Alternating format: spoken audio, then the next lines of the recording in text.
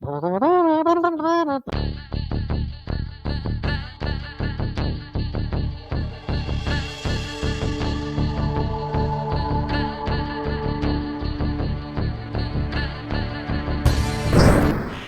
have to tell you that the fandom has been ablaze lately with debate about the latest iteration of one of our most classic and beloved heroes.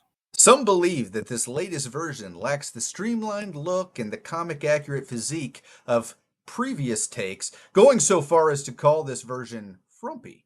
Others say this look not only captures the spirit of the character better, but the overall tone of the project seems more true to form. Still more say that the character is too hokey and old-fashioned for modern audiences, and it requires a reimagining with more edge. We're talking, of course, about Krypto. Welcome to Nerd Chance Specs, where we debate these things out. As always, we have our two contestants down here at the bottom of your screen. We have from Comic Book Cinema, Jonathan, and from podcast Jason Explains It All, we have Jason. All right, we begin all of our debates with one hot take. I think this week we've decided the hot take is going to be Jonathan. Jonathan, what is your take on this burning controversy? This take is not hot. And the take is simply this. Krypto, the space dog, whatever you want to call him, is not going to fit into a DCEU. He's not going to fit into a live action modern film. It's just too much. It's too far into left field. Jason, what do you think about that take? Excuse me, it's a little warm in here. I gotta hang on 1 second. 1 second, I'm messing this up. What a lame shirt. I think you can have a serious, joyful character, and lots of action heroes have had dogs in the films, and it's worked out perfectly fine. So I feel like in this universe, with the way we set it up, where there's talking sharks and giant starfish that can control people, I feel like Krypto fits right at home, and he's going to make DC billions. All right. The dog is too much. That's crossing a line, Jason. Right. The battle lines have been drawn. Jonathan, you say Krypto is not for the cinemas. We're going to give you 2 minutes to make your case starting now. Are we supposed to be taking this Superman seriously? This is literally something that we're pulling from animated movies, animated shows that came out in the 60s and 70s, Super Friends. There's a reason that we haven't seen Krypto in a live action realm yet. I can get behind Robin and the Bat Family. I can get behind a lot of these other goofier choices like Polka Dot Man. They work for the most part. James Gunn is an excellent storyteller. But I really worry that Krypto is just going to be a little too cheesy for a live action film. Okay, we're talking about a super dog. Okay, isn't that a little too far into left field here, guys? I honestly feel like the Krypto space dog stuff is crossing a line where, we're getting a little too far out into the extraordinary. We're getting a little too far out into wacky land. That's how I feel about it. So, Jason, you've heard Jonathan's argument. Are you ready to tell him why he's wrong? I believe I am. All right. Okay. Now I noticed that you said that Krypto was a character from an animated time, an animated movie from the 50s, 60s, and 70s. My friend, Krypto is a comic book character, and these are comic book movies. These are based on comics. Yes, you can have gritty and downtrodden heroes, but there has to be some levity, and Superman needs levity. And what brings levity more than man's best friend? And let's just take into consideration the James Gunn of it all. James Gunn does wonderful with animals. In the Marvel Cinematic Universe, we had a talking raccoon and a tree that literally just said, "I am Groot." How are they more fantastical than a dog that can fly and shoot lasers out of his eyes? Superman needs something to make him more tethered to the real world, and this feels like it. It makes it more accessible to children, and it makes it more accessible to a modern day, normal, not initiated people. So I feel like this character is fantastic. It's not like he's going to be a trope in the full movie. I feel like we'll see him a few scenes. John Wick had a dog. Why can't Superman have a dog? Okay, let's. Had a dog. John Wick had a dog. Okay. Keyword there. He has a dog at the end of it. He gets another dog. All right. Nobody Yeah, we cared never about see that part, other though. dog. He gets a dog at the end, and then we never see that other dog, do we? Yeah, he shows up in 2. Yeah, Does he? Okay, he's all right. Yeah. All right. 2 strong cases being made. Jonathan, are you ready to tell Jason why he's wrong about you being wrong? You ready? Yes, I am, Dan. All right. Jonathan, you get 1 minute to tell Jason that you're still right, starting now. Well, Jason, you mentioned the comic books, and it's all well and good that we're trying to reverently adapt these comic books into films. But there's a reason that certain things don't make it into the movies, okay? There's a reason that we haven't seen the Bat Family yet. It's a very ambitious thing to take on. And Krypto is 5 times, 6 times, 7 times more ambitious than bringing in the Bat Family. Okay? That's something that's it's gonna be a tough sell. And you know, there's potential there, like you said, but I just think that it's a little too goofy, and it's going to throw off a lot of serious people that come into these movies skeptical already. A lot of people outside of our little bubble think that the Avengers Endgame, Avengers Infinity War is too fantastical, too weird, and too wild. You want to put a dog in the movie that has a cape on his neck and that can fly? I just think that it's a little too overkill. I think it's a little too silly. And yeah, once again, there's a reason that certain things are left out of the films. And this has been something that's historically always been left out, and for good reason. You're done. Hey, I think Krypto needs to be put down. Put him down. Whoa! Are you ready to rebut the rebuttal? I'm All ready. right. Jason, 1 minute starting now. Okay, the 2 films that you mentioned that people had a problem with, both had humongous critic scores and humongous audience scores, and both made I think they both made $1 billion. So that argument kind of goes out the window. As I said before, is a dog that can fly any more fantastical than a giant space tree that says his name is Groot all the time? Is it more fantastical than just an alien that lands on planet Earth that can fly, is impenetrable by bullets, can shoot lasers out of his eyes? I mean, it's all a fantastical world, and in a fantastical world, this movie with this character will make billions. Or $1 billion, not billions. That would be pretty impressive. That would be cool. All right. That would be amazing. Yeah. If my daughter has anything to do with it, it'll make billions. So, great cases made.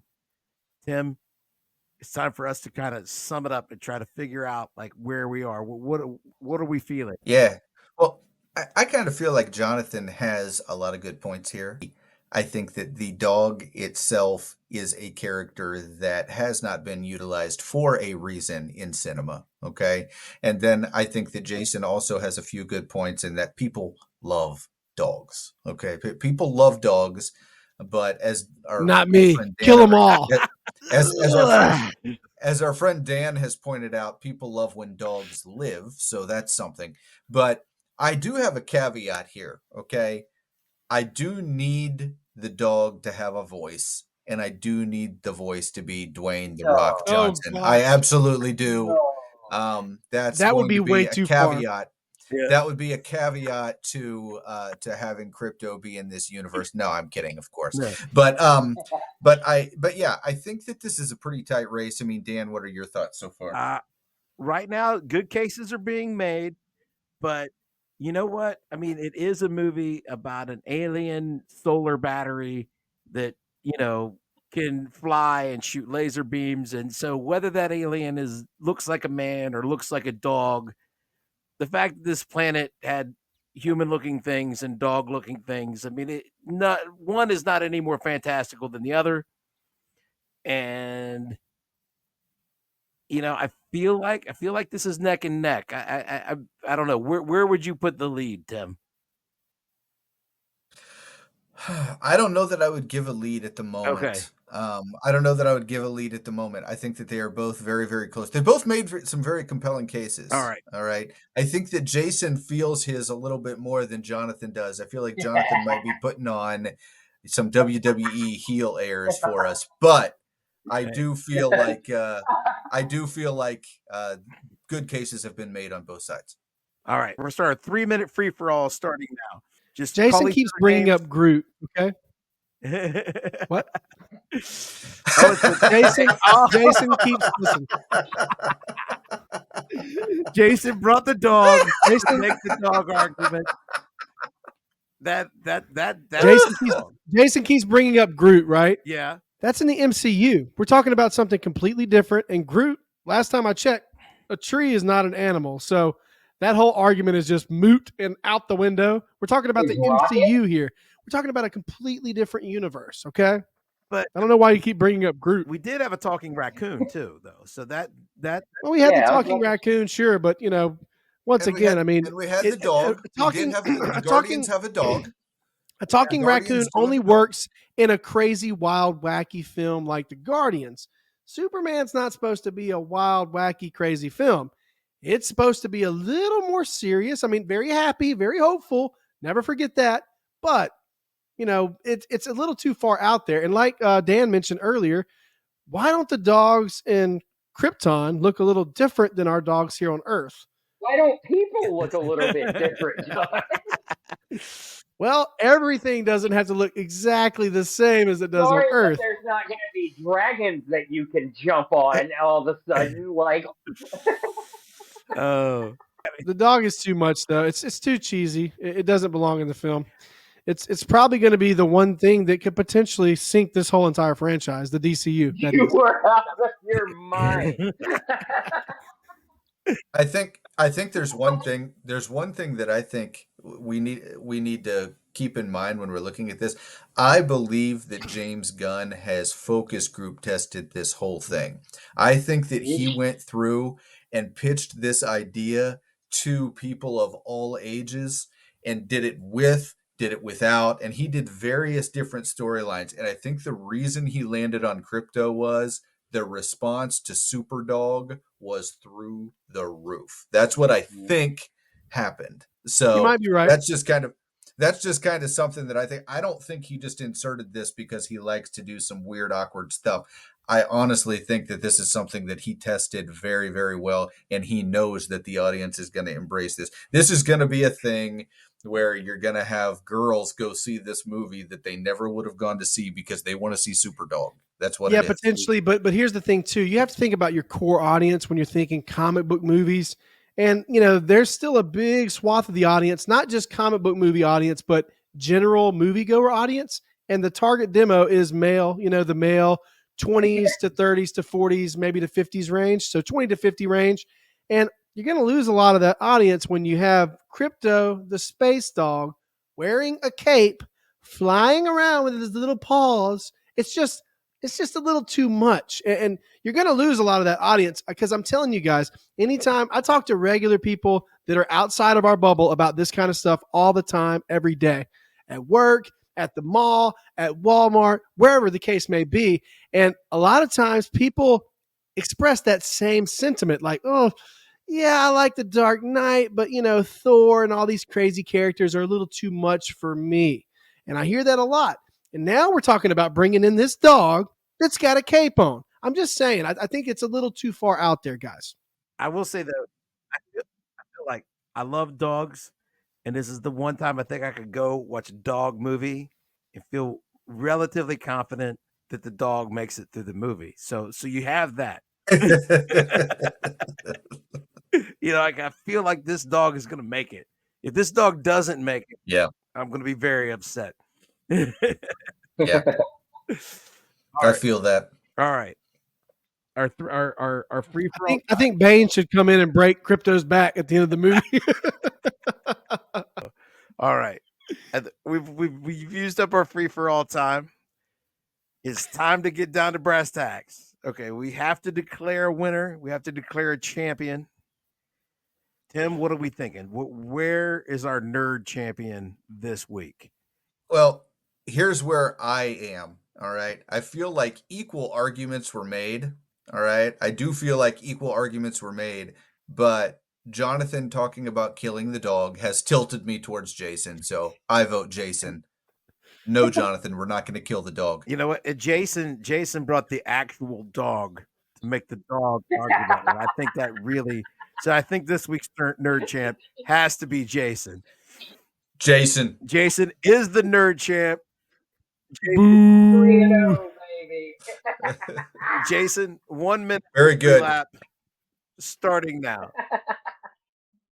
I just am so excited about this. Like it when James Gunn announced that one of his like big inspirations was All-Star Superman, I leaped for joy. And a big part of All-Star Superman is Krypto the Superdog. He's a part of the story. I don't think he will be a major part of the story. I think we'll see him for 1 or 2 scenes. And look, when you get beat down by whatever beat down Superman, sometimes you just need a little love from your most loyal best bud. And that's going to be Krypto, who's the goodest boy. I still want Bane to break his back. All right, everybody. That has been our Nerd Champs debate this week. Jonathan, where does the internet need to find you? Comic Book Cinema. Check us out on YouTube. We also are on Instagram and TikTok at Real Comic Book Cinema. Jason, where does the interwebs need to find you? You can find me at JasonGall413 on Instagram. Also, you can find me doing, I did a podcast called Jason Explains It All. And you can find me on the Imaginary podcast as well. All right. So me and Tim are the Nerd Champs. You can find us here. You're already there. You're already there. You could just stay here because you're here. Click the button at the bottom, there. The bottom. You got to like, you got to share, you got to subscribe, and then just get in the comments and tell us that we're crazy and how we're wrong. And until then, we'll see you next time. Nerd Champs.